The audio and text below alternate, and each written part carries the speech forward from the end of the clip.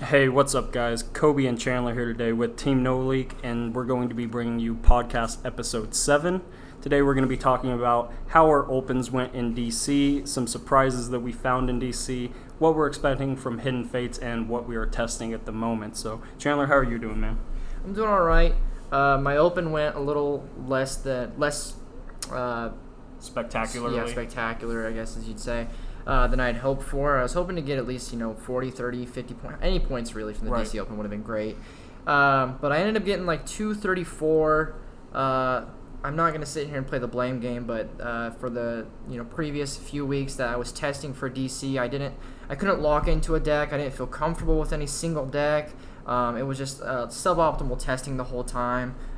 So I just couldn't really, like I said, lock into a single deck. Yeah, let's talk about that a little bit. What do you think it is about the format that made you so indecisive on what deck you wanted to play? You couldn't really find something you were comfortable with the whole time and ended up going with something that you only started playing a few days before the event. So tell us a little bit about how your testing went. So initially at first I started testing Pikarom because in the previous format before rotation I had felt comfortable with it. And it gave me a lot of success in the previous format, like I said, so I thought I'd just go into this new format. Similar thing, I had never thought of the Supreme Court idea like a lot of players did at the Open and Worlds. In testing against Reshi and a few other decks, it just seemed, again, suboptimal. So then I decided to switch to Malamar Giratina without the Giratina Garchomp in it, just straight up Giratina Malamar. And that seemed to prove a little better for me. Consistent testing, stuff like that. But it was, again, just suboptimal to Reshizard and a few other decks. And finally, I moved on to Dark Box, which is what I decided to go with for the Open. And I think that was just my overall mistake, was just kind of rushing into a deck choice. Yeah, and we saw in the top 16 of the Worlds tournament that every deck played some sort of Gust, whether it was Custom Catcher or the Ninetales. Do you think that has anything to do with kind of your subpar performance there at the Open? I didn't really run anything Gust-worthy that really kind of like, I guess, demanded Gust. Yeah, that like really kind of like set the tone for my Open play. So on my end, I didn't notice anything significant. No. Yeah, that's good. You did play the scoop up build as opposed to the B-string build that Zach Kruckler played. How do you feel about that variant that he played to a top 16 finish at Worlds? I remember talking to you in the middle of the tournament and saying I want to play the B-string variant, and wish I probably would have went with the B-string variant because there was one game where I hit 4 tails and scoop ups. Yeah. And that doesn't feel good. Yeah, no. Scoop ups are definitely a very high rolly card, and to that matter, B-strings kind of are too. You need to get them on that exact turn, and you only have a few Pokemon. But something that I'd heard is that with the B-strings, you can kind of just play without nags for most of the game, and then just bench a Poipole once you get into B-string turns, and there you have your Dark Moon almost immediately. So I think the B-strings are definitely a way to go. I had considered it in the Dark Box list that I was testing for a while up until I switched to playing Reshizard, but I hadn't really been able to pull the trigger and find the space I wanted for either B-strings or Custom Catchers, but it's definitely a deck that kind of didn't pan out how a lot expected it to at Worlds. Yeah, absolutely. And, I saw an interesting build online a few days ago, which was with the Sharpedo. Right. Look at the top 6 and attach whatever you want to it. That's interesting. It's probably bad, but it's probably similar, honestly, to the Naganadel build. Yes. Something I'd heard about that approaching Worlds is that the Sharpedo build was just a little bit less consistent because kind of similar to that powerful Squall ability, it only looks at the top 6 cards and then you get to choose energies from there. But if you played against the Blastoise deck any bit at all, you realize how frequently in the early game that Blastoise misses those powerful Squalls. Yeah. So generally you'd only be getting about 1 to 2 energies, and I just don't really think that that's worth it over the value that a Nag will give you over the period of a game that is going to last for more than 2 or 3 turns. Exactly, and I think, honestly, if you're going with any Dark Box build, it's going to have to be similar to Kreckler's build with the B-strings and the Nags, and that's probably the most consistent Dark Box you can probably get is somewhere around that build. Yeah, definitely. And about my Open, I ended up playing Green's Reshizard. I was playing Dark Box testing up till about the week before the tournament, and I had an opportunity to get rid of all my Dark Box cards in exchange for Reshizard cards, and so I kind of thought about that for a day or two and then jumped on the opportunity. I tested Reshizard a little bit pre-rotation, and I found it really strong in the Unbroken Bonds meta, but I hadn't really considered it for the Unified Minds post-rotation meta until a few days prior to the tournament. I tested it a ton within that last week, and it really seemed to have just pretty good matchups overall. It was beating Malamar consistently. Peak Rom I felt fine about. At the time, I didn't know about the Supreme Court 4 Judge variant, which kind of poses some problems for greens and welder decks, but other than that, I felt really, really strong about the matchups that I knew that I would see, apart from Blacephalon, of course. When he says he tested that matchup, I mean he tested the living daylights out of that Reshizard. I mean, that was pretty much all he played for like the last 3 weeks, maybe 2 or 3 weeks before DC, and he didn't switch up at all. Like, so many games with Reshizard. So he was able to find his perfect 60, his something that was consistent and something I was really comfortable with, and it ended up paying off for me. I ended up going 7-1-1. Me and Chandler both played in the second flight of the DC Open, and I ended up taking 9th place, bubbling out of top 8, still getting a solid 80 points off of my tournament. So that felt pretty good, just kind of having that breakout regional level tournament that I can do really well in to show me that I can really perform at the top level. And Reshizard was just a really strong pick overall. I was really confident with my list. The only card that I kind of missed a couple times during the tournament was the copy of Switch. I decided to omit that because it was really there just to get into Volcanions on turn 1, and you don't really have a way to search those anyways, so the only time I really regretted not having a Switch was the one time I high-rolled into a Volcanion after a Heat Factory, so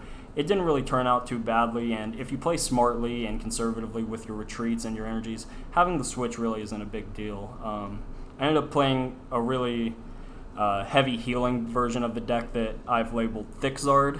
It played 4 Great Potions, 4 Mixed Herbs, as well as a Choice Helmet, so I just really wanted to be prepared for whatever deck I would be hitting. Apart from Blounds, none of those cards really help against Blounds, but I kind of just accepted that as a bad matchup, and luckily I didn't hit any throughout my 9 rounds, so that's kind of one of the big reasons I was able to have success.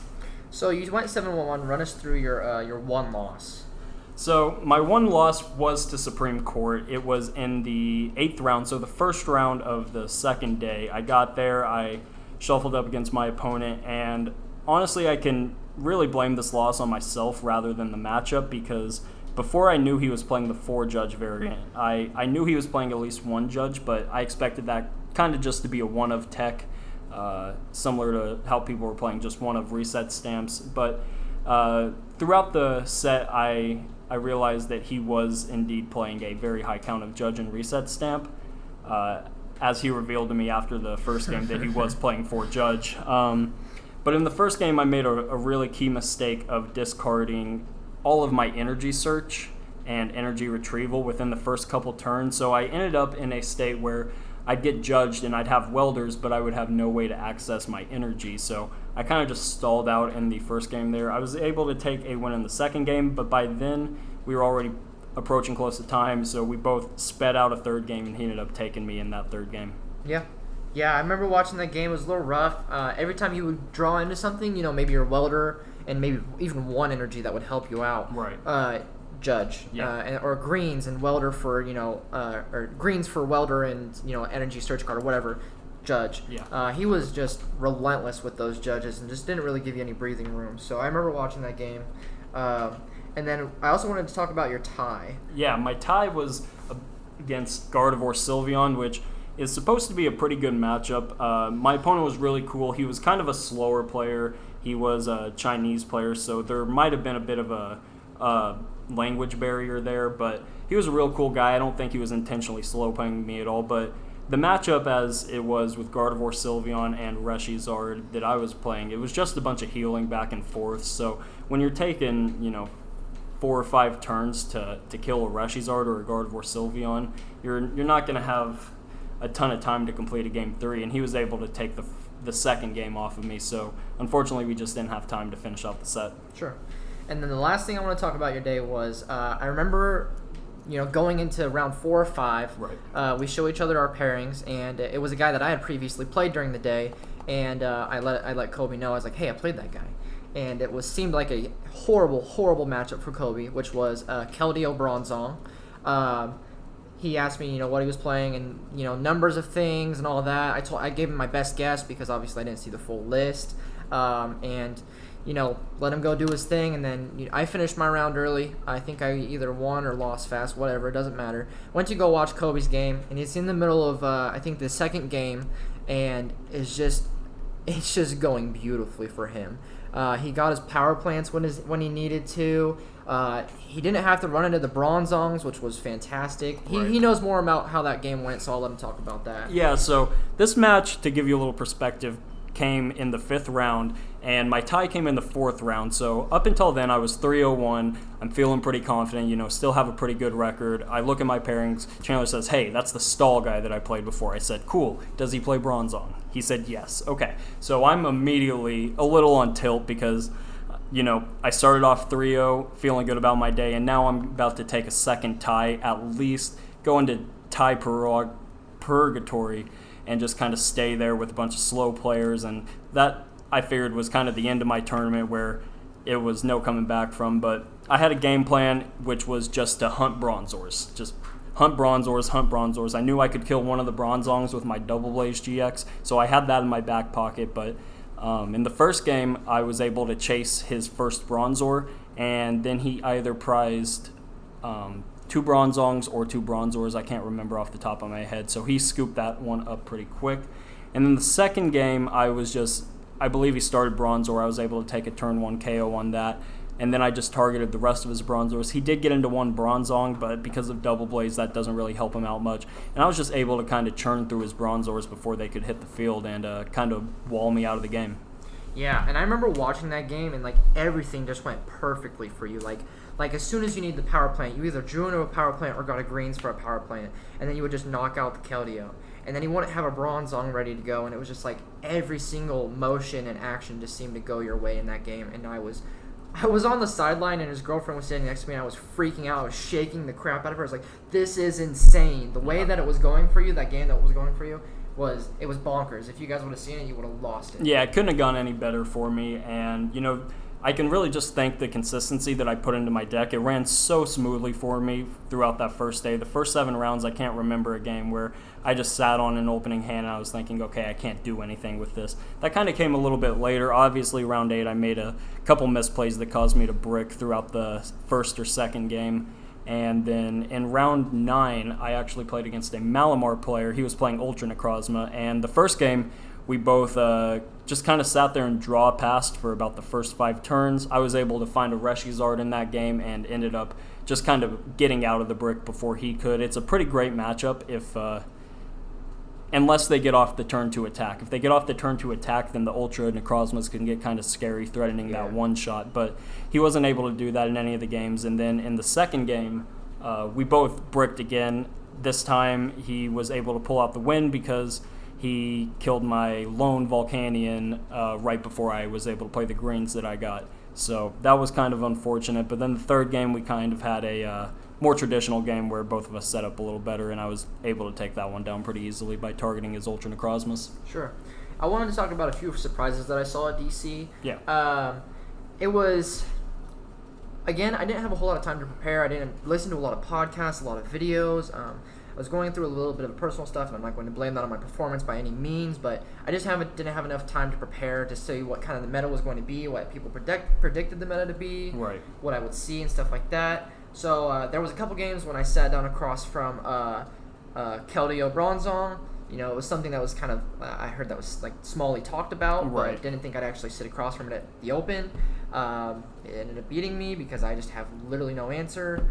He also played the Wobbuffet with that shuts what is it, Sneaky Tail or Shadowy Tail? Yeah, one of those things that shuts off Prism Stars. Yeah, and it completely shuts off the Prism Star. You can't even attack with a Prism Star. Right. So you're just he's sitting there with a Keldeo and a Wobbuffet, and I literally could do nothing. There was not a single thing I could do. I could attack with Nags, but that doesn't really get you very far. I mean, it hits for 80, and it's going to 3-shot a Keldeo. And they're gonna heal it right off anyways. So that was one of the decks I saw, and then I sat down for one of my rounds for the Open and looked at the TV screen for what was happening in Worlds, and I saw Jimmy Pendarvis playing against Robin Schultz, which I was a big fan of that game. And Jimmy Pendarvis was playing what some of us I don't think expected, because DDG just pulls out whatever they want whenever they want. Right. Was Pidgeotto Control, which kind of goes hand in hand with what I'm testing now, and I'm testing the literal crap out of it, is Pidgeotto Control. Was there any surprises that you saw in the Open? Yeah, the main thing is how poorly Malamar performed. If you count up all the variants, it was the most played deck there, just above Pikarom. So it was really played, but it really didn't perform too well in the day 2 spots for Worlds. It did a little bit better in the Open. It had a few spots in the top 8 of my flight, but other than that, the deck kind of flopped, as well as Pikarom not really having the greatest showing ever. And there was a few decks. Chandler already brought up the Pidgeotto Control deck that nobody really expected.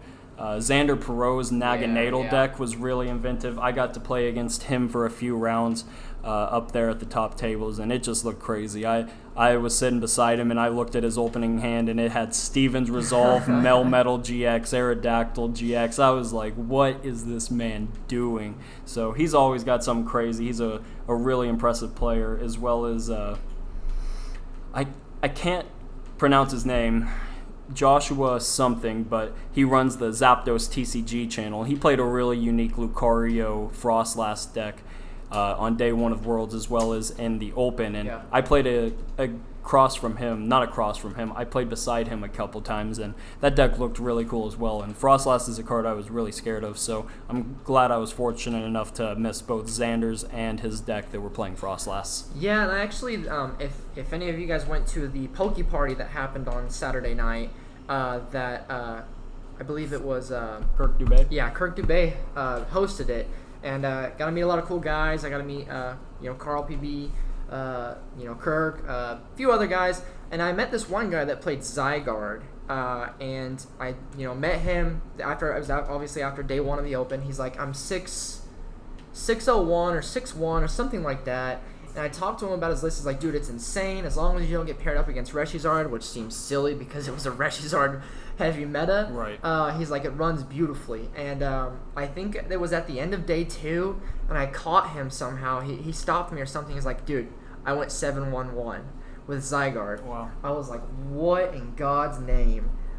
So he showed me his list, and if I had to remember it, I probably could, but it was some off-the-wall shit, guys. It was something I would not expect to go 7-1-1 in that format. Yeah, it's definitely something that you don't expect. I thought about it a couple times as I was testing Dark Box, and I was thinking, as long as Zygarde isn't the surprise deck for Worlds, this deck should be fine.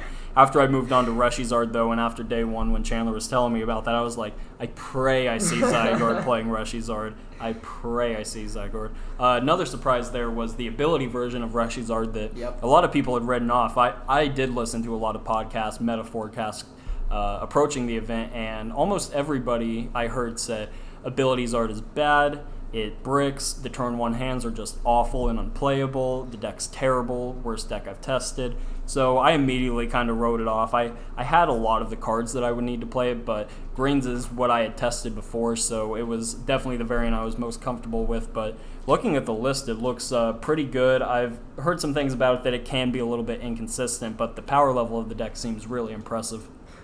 Something that was kind of funny that you mentioned earlier was as long as Zygarde wasn't the surprise deck for Worlds, just like it was a surprise deck for Worlds last year. Right, yeah. Seeing Clive take that top 8 spot. Yeah. Zygarde's kind of been a mediocre card that will splash up here and there whenever the meta seems right for it, but without double colorless energy, I didn't have a ton of faith in the deck, but it's cool to see someone going 7-1-1 with it. It's always fun seeing those people go with those 7-1-1 or even a positive record with those wacky decks, Another surprise deck was in the first flight of the DC Open, taking 9th place. My bubble buddy there was playing Slowduck. You get a chance to see that list? I didn't, but I remember you telling me about it, and I didn't even pay any thought to it at first when you had mentioned it to me. But then I started seeing it a bunch online. I'm like, this is a god dang nuisance, man. Yeah, the deck's really cool. You set up your Laprases, you dump a bunch of supporters. You get to play a bunch of cool supporters that a lot of decks just don't play. Something really cool he did was he was playing the Lance package with the Dragonite that searches supporters, which has a lot of synergy, obviously. But there's also another Dragonite that has an ability kind of similar to Tapu Bulu, where you can attach a water and a lightning energy from your hand to one of your Pokemon. It might be any of your Pokemon. So that was kind of his way to recover from his first Slowduck getting knocked out so he could power up his second one in one turn. So really cool idea, really cool list. Probably something I won't be testing. No, I don't imagine me touching that anytime soon. But it is quirky. It's funny. I've always liked quirky and funny decks and playing with them. Once I played Luxlock, which is the Luxray in a cup one time, and did terribly, and that was when I swore off of meme decks for major events. So. Yeah, that was our prolific meme cup. You were playing Luxlock and I was playing Passimian, and we both did pretty terrible, and after that we've just kind of been playing some tier 1. Yeah. I've been playing tier 1 for a while now. I'm always the one that's got to talk Chandler off the random meme train. But I decided, you know what, I don't really care about this cup. I had a lot of fun playing Passimian, If you go in not expecting much out of a meme, it can be okay, but I wouldn't take a meme to a tournament expecting to go 7-1-1 or win a cup with it. Yeah, those are only the really lucky people. And after that cup, we kind of told each other, no more memes, we're getting points, getting our invites, that's it. So, kind of going into that, that was a cup in Tulsa, which we are going to be going to Tulsa this weekend, Kobe and myself, Saturday and Sunday.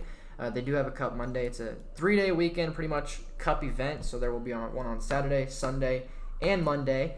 I plan on taking Pidgeotto Control, which some of you might think I'm crazy for because you only have 30 minutes, and being able to make that deck work within 30 minutes is incredibly hard. But Isaiah Williams actually gave me a really good idea, which I will not be releasing until probably the end of this weekend, and as I'm sure he'll appreciate that I won't release until the end of this weekend. But if I perform well, you guys will obviously see it on probably Verbank or Hey Fonte, and if he performs well, which he said he was taking it to a cup this weekend, then you'll obviously see it again. So yeah, I'm definitely curious to see not only how Chandler does at these cups, but how Isaiah does and how the deck can do in a best-of-1 format. So it's definitely a real interesting deck. It's a slow deck. Chandler tried playing it at League Sunday, and it didn't really go too great for him. No. He wasn't finishing a lot of games very fast, but he does have a new option in there, which seems like a pretty good idea. He can really stream attacks for a lot longer with this new build that he's playing, but I'll definitely be teching against him. And it is, again, to reiterate, it's going to be hard to play this within 30 minutes. And even if I make my actions and my sequences as fast as possible, it's going to be tough. So I just need to come up with a dominant board state early, and just kind of go with my combo that I have planned very, very swiftly. It's not going to be fun. No, it's not going to be fun for you. It's going to take a lot of brain power. You're going to leave the cup drained. Either way, you're either going to leave it drained with a win or drained feeling like shit. Like, yikes, I just went 104. Yeah. So yeah, and even if I did go 0-5, it's not a loss, and usually those ties means I would probably play into a win. So this is really just to help me test. Furthermore, for going into Hidden Fates, it's going to be completely different. So I guess testing for it now is a little silly, but it still gives me a good comfortable feel of the deck. And even when you add in the new Hidden Fates cards, I'll still be pretty confident with the deck. Cup Day 1, you go 104. What are you doing Cup Day 2? Supreme Court. Cool. So I've been jumping between a few decks that I've been testing since the Worlds and DC Open. Obviously, I'm really comfortable with Reshizard. I haven't put a ton of testing into it, but I feel comfortable enough that if that's the deck I want to go with, that I can just kind of sleeve it up and play it for the tournament. I've also considered Guardian. I'm not sure that Guardian is better than Reshizard. It's very similar. It has a lot of the same strategies, just be real big, heal. It's kind of the defensive version of the offensive version of Reshizard, as you do have those charms. You play a little higher count of Power Plant. You have Wondrous Lab available to you. But the last deck I was testing is going to be that Naganatal deck that Xander Pro piloted. I've been testing it a whole lot, and either the deck is kind of bad or I'm just kind of bad. It's really challenging me as a player, which I really enjoy, and it's definitely a fun deck, but it's going to take a little bit more testing out of it before I'm comfortable taking it to a cup. Sure, and to reiterate on that list, if you were to look at it from like an up top view of the list laid out, you're gonna look at this list and say, "What in the hell?" Yeah, Luckily, Xander put out a forum or an article. Thank you, of how this deck works, which I need to read. But Kobe's trying to grasp it. He traded for pretty full arts for it, so I'm assuming he's kind of liking it, but I don't know. That's all up on him. That deck looks like a godforsaken headache to me. Let me tell you something. I've read that article about 5 times, and I don't think I'm done reading it quite yet. And you still don't grasp it? It's a really quality. I grasp it. It's just there's just so many avenues to find your win condition with that deck.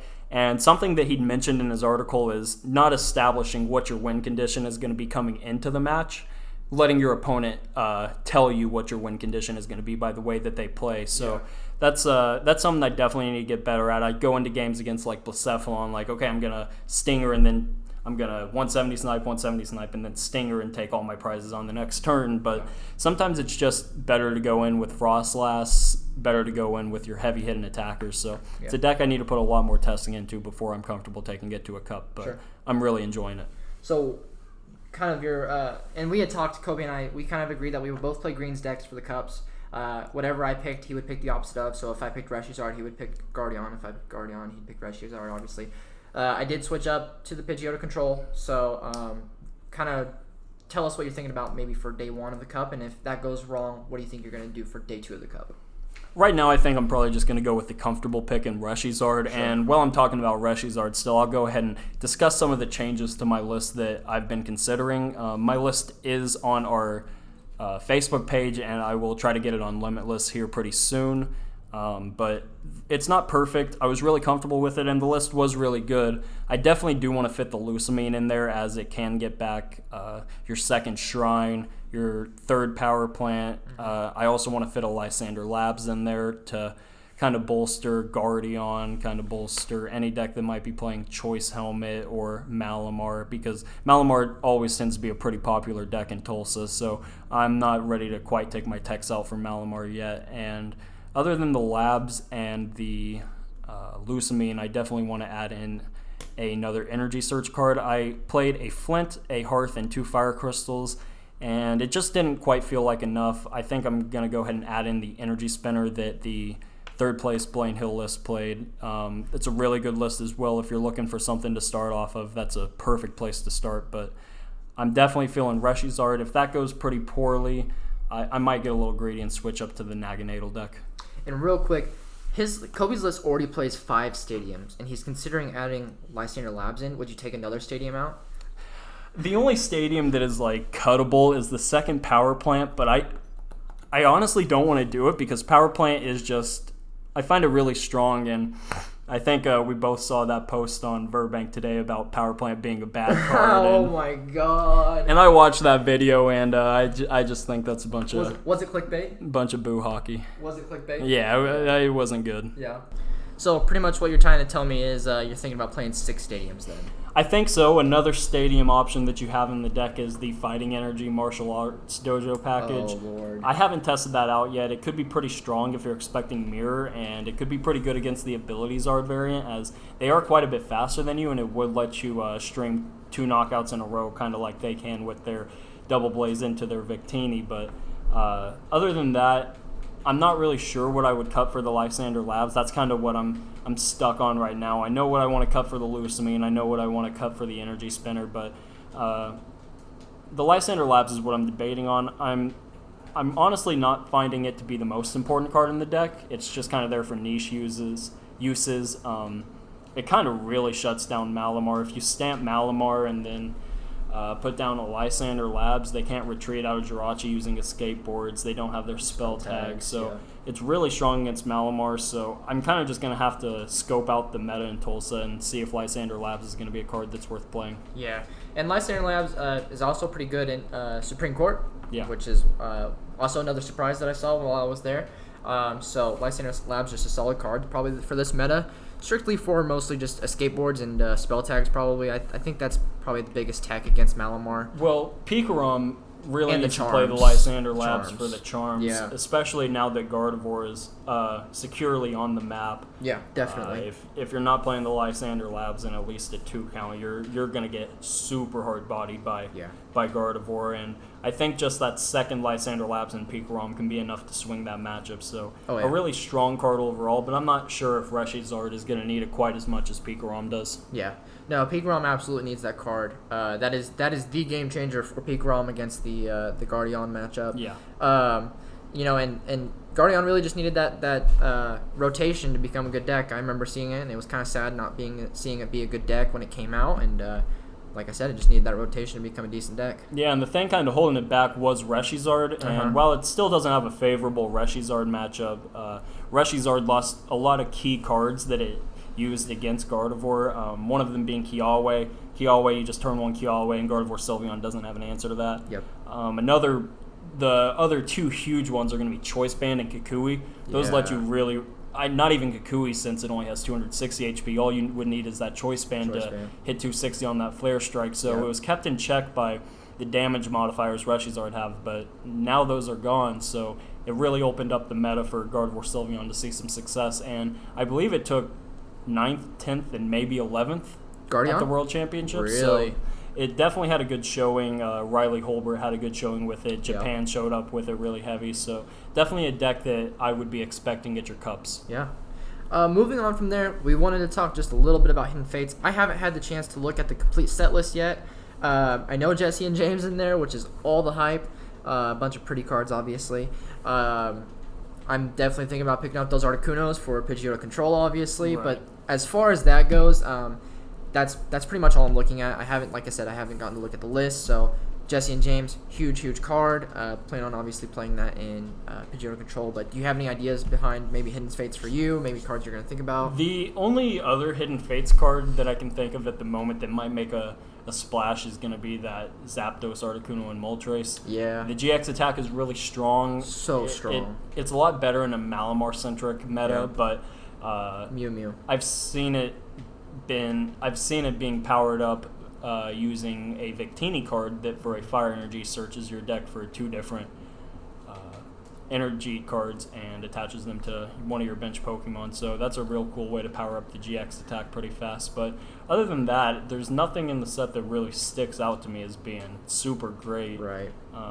The shinies are very nice, of course. So I want to nice. pick me up some of those shiny Poiples. Have you seen those ones? Yeah, they're they're so beautiful. cute. Those shiny Poiples Gold and are, silver, right? Yeah, super those shiny cute. Poiples are beautiful. But other than that, I think it's kind of more of a collector set than anything. But in these mini sets, there's always just that one card that's just dirty, filthy, broken. Yeah. And this time it's going to be Jesse and James. Last time in Dragon's Majesty, Fiery Flint is dirty, filthy, broken. Oh, that did come out in Dragon's Majesty. Yeah, and then the one before that is Shining Legends, and of course we all know how that went. We got both Zoroark and Let Loose Marshadow out of there. Oh, so absurd. as well as other meta-defining cards like Hoopa with Yeah. the Safeguard ability. Yep. So this set doesn't seem to be quite as strong as either of the last 2 mini sets that both had some really playable cards, but Jesse and James is going to make a huge impact, and I'd be surprised if it doesn't get banned at some point in the standard format. Sure. I wanted to touch on a little bit on the trio card, Moltres, Articuno, and Zapdos. I've actually been seeing that card played in a lot of Mew builds online. Yeah, that's pretty cool. Is it all colorless? No, it's rainbows because they're running Mew Mew with rainbow energies. Right. Which is wild. So that might be something to look at.